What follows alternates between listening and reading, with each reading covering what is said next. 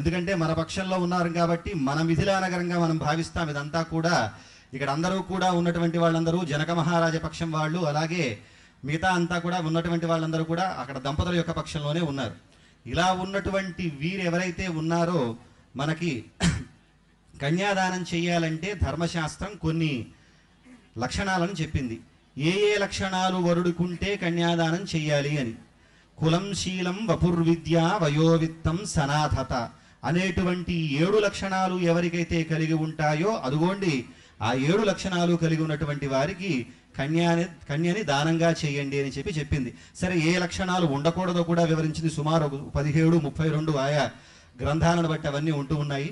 అయితే ఇక్కడ వారు ఒప్పుకుంటూ మా రామచంద్రుణ్ణి అన్నారు. మా వంశం ఏదయ్యా అంటే ప్రసిద్ధి పొందినటువంటి పురాణ ప్రసిద్ధి పొందినటువంటి చంద్రవంశము. ఈ చంద్రవంశం ఏంటి అంటే చల్లని వంశము. ఎలాగయ్యా అంటే చంద్రుడు ఆహ్లాదకారకుడు. ఆ చంద్రుడి వల్లే మొత్తం మనకి పగటిపూట ఎలాగైతే సూర్యుడి వల్ల నీలలోహిత చర్య జరుగుతుందో ఓషధీ విశేషాలన్నీ కూడా పునికిపుచ్చుకునేటువంటి సమయం ఏదయ్యా అంటే రాత్రిపూట చంద్రుడి వల్లే జరుగుతుంది.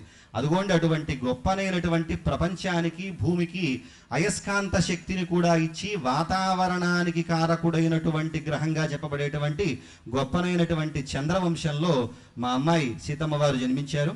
అటువంటి గొప్పతనం మా వంశానికి కూడా ఉన్నది.